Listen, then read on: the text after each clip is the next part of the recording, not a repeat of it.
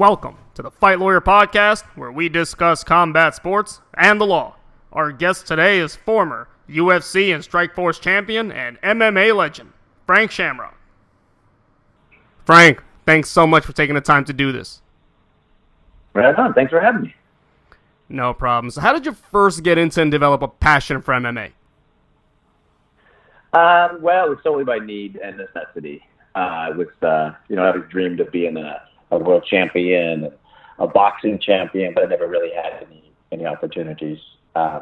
Organically, when I was 21, I had totally screwed up my life and ended up in prison. And my group home dad, Bob Shamrock, was like, you can really put your body to work. And then this whole mixed martial arts thing opened up, and I just jumped into it and kind of committed my life to it.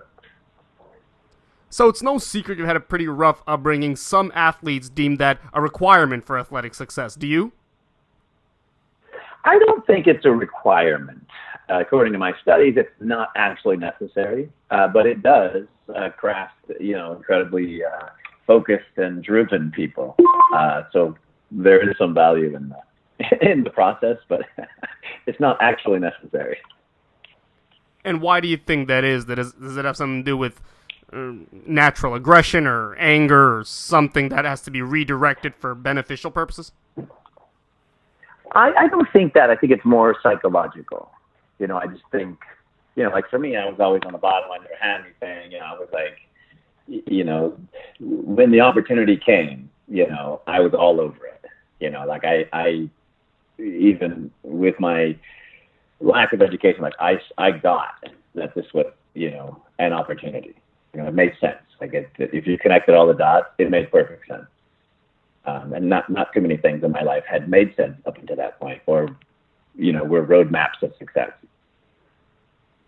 And you mentioned the Shamrock Boys Home. How'd you end up there? How did it shape your life going forward? Well, I was a troubled kid. I started breaking the law and getting in pretty good trouble about 8 or 9, which is right around my brain turned on. And, by the time I was 11, I was awarded a state. That's when I went to juvenile hall for the first time. And it was just a big wake-up call. I was hanging out with the bad kids and telling them what was happening to me, and they were like, that's crazy. That stuff doesn't even happen to the bad kid. So I just realized I was living in a very dysfunctional, very damaging home environment. And, the counselors kept telling me, listen, if you keep doing this, we're going to take you out of your home. And I thought that was a lesson, to protect myself. So I just went crazy on breaking the law until they took me out, and then I used it as a tool. Anytime I didn't like the social situation, I didn't feel comfortable, I didn't like the family or whatever, I would just break the law and they'd send me to juvenile hall. And eventually I ended up in pretty high security, which is what the Shamrock Boys Ranch was. It was the last place they sent you before you went to youth prison. Like it was the last stop for the bad kids. And what did they do there that was able to point you in the right direction, so to speak? It was the family atmosphere for me. For me, it was the normalcy of being in a high security youth camp, in the country, because we were isolated up in the mountains. But it was the first time I'd grown up with 4 siblings, but it was always dysfunction, and we weren't close. So it was the first time where I was just invited to a family unit. I was instantly one of the boys. There was all these rules. They made sense, and they were enforced. And it was like, do good, get rewarded, do bad, see the opposite. And it was the first time in my life, even though it was, basically a high security work camp, it was the only place where it was family for me. And I got all the life lessons, dad lesson, brother lesson, social lesson, all the stuff I was missing and didn't learn because I was locked up all the time and living in these other environments. I learned there. And I think that's what a lot of us kids needed, was just some type of stable family unit, to kind of get us on our feet. And that's what allowed me to do. And there you were introduced to MMA by way of the Lion's Den. What is that? What impact did it have on you? Well, it was the first school, first martial arts school, first training place. It also happened to be, my adopted brother and kind of the beginning of all the mixed martial arts. But yeah, I mean, it was like right out of a movie. My dad like dropped me off a couple of days out of prison and was like, go get them and don't give up. I did the old school tryout, and then I joined the ranks and just trained. Made it my whole life. And, objectively, you were a tough guy, just naturally. I've heard interviews where you said what you went through there was unparalleled to anything you could have ever experienced. Why was that? Well, the whole, format was really designed to, just make you really tired and then, decide if you really wanted to, do crazy things like fighting. So it was very much a machismo-like atmosphere of toughness. And, the only requirement was that you didn't give up and that you were tough. That was like it. That was the baseline requirement for, entry. So that kind of bred this whole culture of like super tough guyness. And Ken was the toughest guy ever. It's extremely foreign to me because I wasn't an athlete.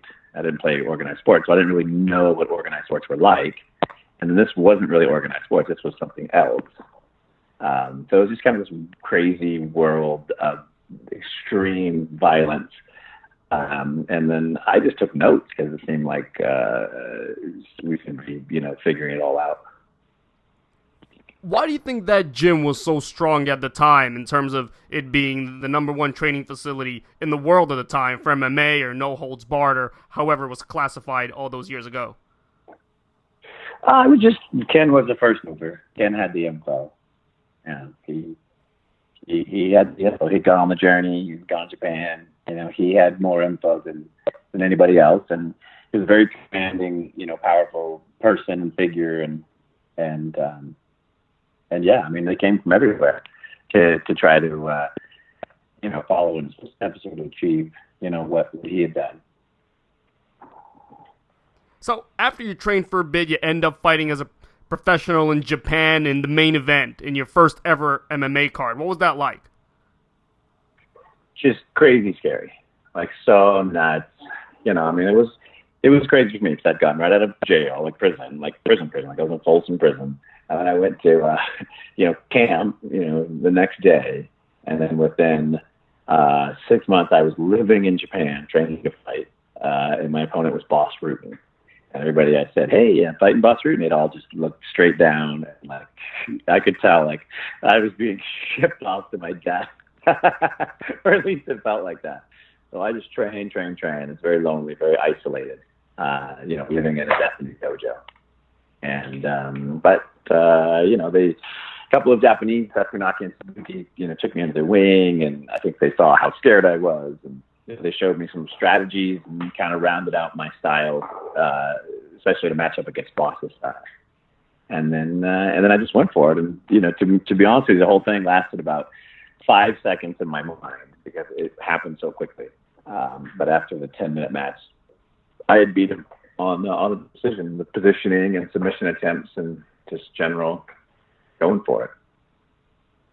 And what was the effect of the Japanese crowd? You hear all these accounts saying that the people in Japan value the sport so much more. Is that right? Yeah, totally. Well, they just have a different appreciation for it. And if you go back and you see, their roots of combat and then what they have as combative sports entertainment, they have sumo and they have judo and they have these very refined ideas of combat because they've been doing combat for a long, long, long time, as a society. So we're fairly new to the, social combat vibe. But over there, especially at that time, there was just tremendous participation and support. And, over there, they call it the game. It's how's the game? What's your game strategy? What's your plan? Because over there, it's not a fight. It's a game between two players. And that whole mindset of supporting players and, watching a game play out and, I think that whole, idea of combative sports being more social. I think that's what really fires the fans in Japan, makes them so, so good. Like, it's definitely fans the best because they remember your birthday. Like they really, fall in love with you and support you, throughout your journey. And after fighting in Japan for a little while, long while, he fought for a few other organizations, ultimately made it to the UFC. How did you make it over to the UFC? I had done my first no rules fight against John Lober in Hawaii, and I'd lost that fight. And so I kind of did a reshift on my mindset and my strategy, and I took the game and turned it more into a fight. And then, right at that time, UFC was getting kicked off cable and was really starting to, feel the effects of its marketing. So they were looking to develop weight classes, and I came on the radar as a good-looking young champion. After I fought TK in Japan, he was much larger than me. It was like a big guy versus little guy match, and I guess they really liked that. So I got a call which said, if you beat Ensign Inoue in your next fight, you can fight in the UFC against Kevin Jackson. I was like, all right, well, I'm planning on doing that anyways. So that's what happened. And it was so early on. Did you know that it was going to work? Nobody really knew, I suppose, but could you anticipate that it was going to turn into this worldwide phenomenon? I mean, I did, and I, bet all the coin on it, because it just seems so amazing. Like, being at the base of it and watching it grow. For every naysayer and for every person who kicked us out, there was like 10 more that were like, this is extraordinary. Both as a television property and as a sporting element, and then as a social element. It was really connecting people.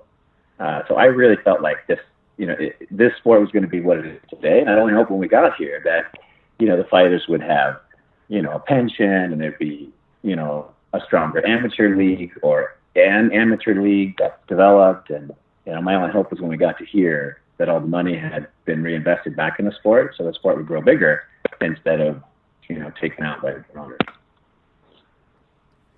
How was the UFC run pre-Zuffa, which is when you were there? What's different, not that you were there post-Zuffa, but what's different now, or what do you see different now? It's just a different culture. Just a very different culture. Bob Meyerowitz, the old owner, he was from the music world. So it's very much, the talent, the band, he got the whole star development and building process. So, he was able to create some amazing and unique stars. This new generation, the Zuffa era, they bought a brand, and they're very focused on building the brand. The sport took second, the talent took second, because the brand became the most important thing. And then, when you move into a corporate, mindset like that, you just lose all that, that artistic freedom. And, that's what I saw. That's why I didn't sign with them. I was like, well, this doesn't make sense. How are they going to let the artists be artists? That doesn't make sense, because especially at that time, we were more art than sport. And I think you've seen us swing back. Now we're all art and no sport. Like, that's why Conor McGregor's so popular, is he's the most entertaining artist on the scene. And why'd you end up leaving, you mentioned, after the Tito Ortiz fight? Could your career have gone longer, or did you just take a look at the business model and say, this isn't something that's consistent with the way I want to grow my brand or my career? Well, it was purely strategic, my exit with Tito. And I'd actually exited before that, and that's how I was able to go around and fight everybody and sort of rebuild my, my awesomeness. But, when Tito then started to rise into popularity, there was no real, test for him, or there was no real superstar to kind of move him to the next level. And that was me, and I'd kind of retired. But I very strategically did that. When I signed the contract, I actually signed a 3-fight contract with the UFC, but I put in, if I renounce this championship and retire, then the rest of this contract is null and void, and I become a free agent. So my whole plan was to show up, beat Tito, become a free agent, and then, try to start my own league and kind of branch out, as a, higher level athlete, because I'd maxed out everything. I maxed out the pay scales, I'd maxed out, at that time, my acting, like there was, I'd maxed everything out inside the industry, the way it was built. So I felt like I had to, shift and kind of rebuild my own thing, or, I was going to be an old fighter guy. And did the company present it to you that way? In other words, you had your time, you're this great champion, this living legend, now we're going to have you pass the torch. Or was it kind of your decision, or was it just natural? It's just natural. I didn't see what was happening at the time, but I could feel it. I could feel that's what the fans wanted. And then I could feel, even though I beat Tito, I could feel that a lot of people wanted Tito to win. Because a new generation had come. It was a different feeling. I was the old school guy. But nothing, mechanical happened. I think it was just purely organic. But the same thing happened when I fought Nick Diaz at the last fight of my career. I could tell. People were like, he's the new guy. You're the old guy. The crowd, there was my crowd in San Jose, and they were telling me, listen, man, we like him now. So I think a lot of it's just organic. And since you left the UFC, you never seem to have mended fences. Many of your contemporaries with far less significant impact on the sport have been inducted in the Hall of Fame and other such things. Why do you think you've been kept out thus far? Oh, I think purely personal. I didn't, when I bought the UFC, they hired me, to go train them and consult them. And I lived in the casino and I trained, Dana and Lorenzo. And, I told them everything I knew about the sport because I believed they would have the best interest of the sport in mind. And then, I tried to move that relationship further. And, the stuff they brought me back was not like move the sport forward. It was, shine it up, make the brand sexy and we're going to, roll it out. And that didn't make sense to me because had been the spokesman for the brand for a long time. And I could tell the brand was damaged, in society's view of it. So it just didn't make sense. It looked like a big money pit. And then the minute I said, no, I don't think that's the right direction, they were like, you're out. So they just had their mindset. They had their machine built. And I, quite organically got on the outside just because I didn't believe in that vision. It didn't make sense to me. The money spent, the rebrand. I thought it was too soon. I thought it needed more time. So we ended up on different sides of the fence. And then, from then forward, Dana's a real adversarial person if you're not on his team. And I'm a world champion fighter. So, I'm not going to let anybody mess with me. Or I don't need other stuff in my life to make me feel good. So, I've always just stood my ground. It's what I believe in. I believe the artist should be cared for. I believe the sport should be cared for. I think we have a higher purpose to society in this athletic endeavor. And I think if we get away from those things and get away from the martial arts, I don't think we're going to grow and continue to receive the success and the, I don't think the children are going to show up is the bottom line if we don't, change our messaging and grow up a little bit. And why don't you think that growing the UFC with that traditional corporate culture was beneficial to the sport at the time or even now? Well, now it's hugely beneficial. At the time, it was not. And what needed to be done to then readjust the sport and fall into that model was a lot of unpleasant, business practices. So unfortunately, what needed to transpire to remold this industry into what they wanted, unfortunately, the fighters lost, the talent lost, and then sport lost at the end. There should be a massive, it's been 20 years, there should be a huge, national connected amateur league, that's being supported and promoted by the UFC because they're the largest entity and they have the most to gain from hundreds of mixed martial artists becoming superstars. But I was there testifying in front of the commissions and not one of these people ever raised their hand, but they all took millions off the top and they all drive, wonderful cars and they all are uber wealthy. But, the athletes are not, and the sport is not, and the amateur people are not. And that, that was wrong, and that should have been corrected. And that's why I didn't join that team, because that is what it seemed like they were going to do, and then that's what they did. But the team that you did join, ultimately, you came back, were away for a few years, came back with Strikeforce. You were away from the game for a long time at that point. What about Strikeforce made you come back? Well, it was Scott Coker and his willingness to step in with a fresh voice and to try to give the game back to the talent. I mean, it was him and I sitting down at Pete's Coffee, talking about matches that would have infinite impact and value to the brand. That's never a conversation I've had with any promoter. Scott was like, "Hey, what's the story? Like, who are we fighting?" He was very much a give the artist the ball and let him perform.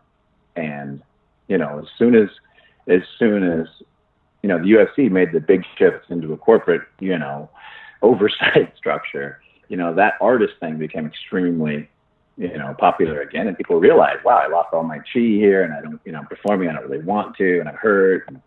And Strikeforce was kind of it was the alternative to this locked up structure, and that's why guys perform. That's why I performed. I blew my knee out 2 weeks before fighting Phil Baroni with no knee tendons, like wheelchair dude, and I went in and performed because to me it was bigger than that moment. It was about the sport. It was about the opportunity to elevate the sport, to elevate us on television.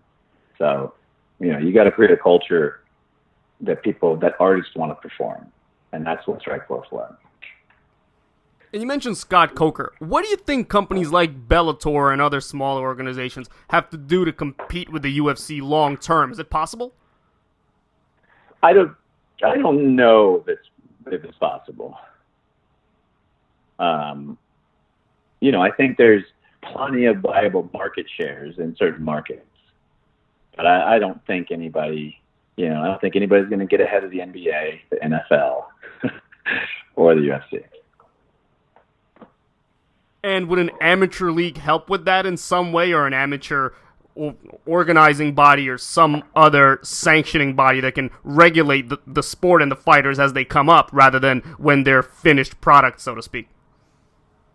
Yeah, I mean, it would be a tremendous investment that would be absolutely minimal and would pay off so many dividends. I mean, I was the first ever Mexican-American champion in the UFC. Like, the ability to make this a really awesome American sport is like sitting right here, and everyone's just kind of stepping over it. But yeah, we need to be creating stars. We need to be creating continual steady safety measures. Updating the rules, updating the training technique. Like, we need to be sharing this. To me, it's a social experience. If we all trained in martial arts, imagine how much quicker our society would be and how much better, and there'd be a lot more value to it. And I asked so many fighters about this, and everybody has different opinions.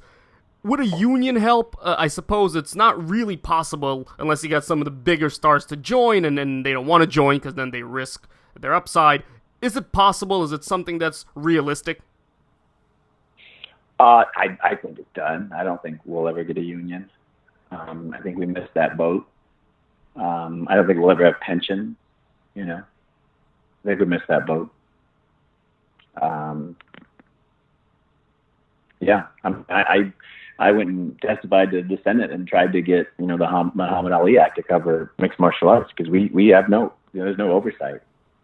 They can pretty much do whatever they want, and you as a talent have no understanding of that, ability to monetize that past what you're getting paid to go fight.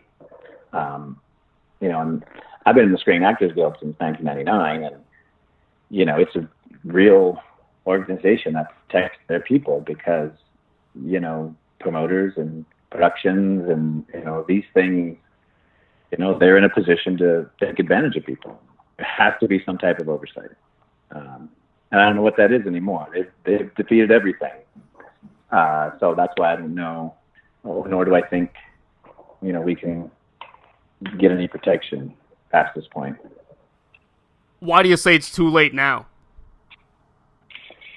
I think now the players are too big and the stakes are too big and all the other stuff has been defeated. Nobody wants to go wade in there and lose again. And everybody that stepped up has been volunteers and people that were like, wow, this seems like a really bad idea for these athletes. And, unfortunately, money, power, and legislation has crushed all those goodwill efforts. So I just don't see enough money for anyone to go, hey, we should help these people, because, now there's no money to help, to spend. So. Now, you've also been very successful in your transitions to broadcasting, coaching, acting. What led you to undertake those endeavors? Why are some fighters unable to transition in that way? Yeah, it's purely, for me, it was survival and success. I wanted to build a massive brand, could do things, influence things, and we could monetize it. And I needed to provide for my family. So, as I went on this journey, I first tried to become the best fighter in the world, and there wasn't enough money. So then I would teach on the side, and that was my extra income. And then, as the money grew, I continued to teach, and that is what developed my skill set in speaking, because I wasn't a good speaker before that. And then, it just became opportunity. They offer you a ton of money to show up and broadcast and to try that role. For me, that's an opportunity to expand my brand and, not get beat up. I was always trying to exit this sport into something else that would not get me beat up, because, the body has a limited lifespan. And, only those that, that respect that can exit this sport. Otherwise, your body's used up before you've made the right plans or gathered the next skill set. So for me, I was always going to exit this, become a Hollywood movie star, and then ride off into the sunset in Malibu. So I just kept that goal in mind. And then I only fought when it was the right fight, with good money at the right time, when I was healthy, unless I couldn't avoid it. I carefully managed the whole thing, because it seemed insane, and it seemed like at any moment, you could get really hurt or die. And for many years, it seemed like at any moment they could shut the sport down, and we were just done. So there was a lot of planning and careful consideration on all this stuff. And as a guy that at one point arguably was the biggest star in the sport, what are your thoughts on Conor McGregor, these recent issues outside of the ring, the way he's acting, all this conduct? Any thoughts on that? It's an exact product of where we are. I wouldn't expect anything less. It's sad, and it's sad because he represents our sport. Much like Dana used to represent our sport. He now represents our sport.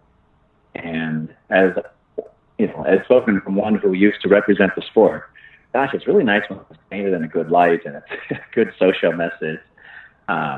He's just pushing back against these machines, and the machines are there to monetize, to direct him in certain actions. And the problem with being an artist is when people try to control you and tell you what to do, and go outside your art form. It makes you uncomfortable. So I don't particularly like what he's doing, but I can't blame him. I think he's a product of what this sport truly is. And you mentioned it earlier. You said, look, we're at a point now where the stars have to look out for themselves only and only focus on their brand. It can be argued that that's what he's doing. He's taking his career into his own hands. It seems like he's a guy that the company is kind of following, and they can get rid of him, and if they try, they're not going to have anybody to follow up. So you can't really blame him, all things considered. Yeah, no, he's just monetizing the opportunity. But look how crazy it is. And this is a byproduct of not building the right systems, caring for the talent, making them feel supported. There's no reason he should be doing those things and or having these type of social arguments or confrontation like this. It's just crazy. There's no real long-term value in it except what he gets to cash in at the box office. And, it's kind of sad. And in fact, it can be argued that the long-term effects are negative. If kids are watching this and parents are watching this, they're not going to want to have their kids partake in the sport. As somebody with no martial arts background at all, it just seems that way from the outside looking in. Yeah, why would anybody send their child to that? It's just, unless they just are interested in making tons of money, and that's a whole other message. Oh my goodness. Yeah. Now, This may have been something you touched upon earlier. Can you explain a bit further what you mean when you say that you live by the Warriors Code or the Shamrock Way? Why is that so important to you? Sure. Well, I'm a product of my environment, the universe, like everything that's happened to me. And when I was 18, I woke up in prison. I was like, wow, I literally screwed my whole life up. Like, I messed my entire life up. And there was plenty of people that told me what I was doing was wrong, and plenty of people that stepped up to support me. But it was at that time that I made some decisions. And the first one was to live the best life that I could and to fix what I'd done. And to me, that's one of the core tenets of being a warrior. You decide to stand up and do something of extreme value and importance to your community. And I had my moment, and I went, wow, I got to change it. And I went to school, and I just changed my entire mind. I got educated, and I changed my body, and I lifted weights. And then, at the end of that journey, fighting came along. And, I saw that as a sign. Wow, like, this is my childhood dream that I've done no preparation for, and it's now right in front of me. If I accept this path, all my dreams can come true. And I believe that, and I took that acceptance. And what I call, I swung the sword. Like, I literally picked up a sword. And then throughout this journey, I've learned about honor and respect and discipline. And, I've learned and created an entire system to manage my life and to manage my community and my family and my finances and my success. And it all comes from this martial arts culture and these, principles of martial arts, which I realize are principles of humanity.